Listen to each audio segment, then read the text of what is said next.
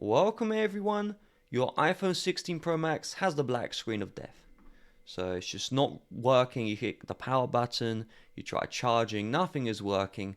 Now, my iPhone's working by the way, but if yours is not, I'm going to show every fix. By the end, it should be up and running. So the first solution is that we're going to do a force restart.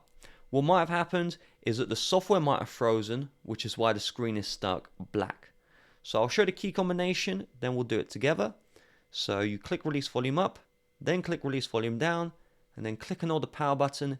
Keep this held down until we see the Apple logo. So pause the video, prepare your phone, and I'll begin in 3, 2, 1. Click release volume up, click release volume down, click and hold the power button.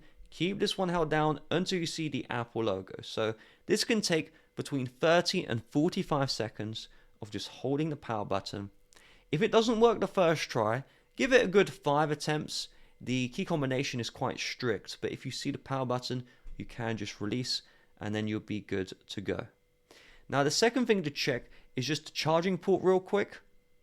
So using a torch, I'm just using another phone here, you can just take a look at the port and see if there's any dirt. If there's dirt, what's happening is that your phone is not receiving any charge because the connector isn't able to plug in. So you just get like a toothbrush and literally just scrub it with the bristles, or you can use a SIM ejector tool and just avoid the middle part. There's like a middle part, and if you just go from like the bottom right and swipe across and then pull up, any dirt would be removed. You can then try again. Now if those two don't work, then what this means is that the display connector or the battery connector has unplugged from your iPhone. Now we don't need to disassemble the device to plug it back in. Instead, typically we can use our hands to force the connector back in.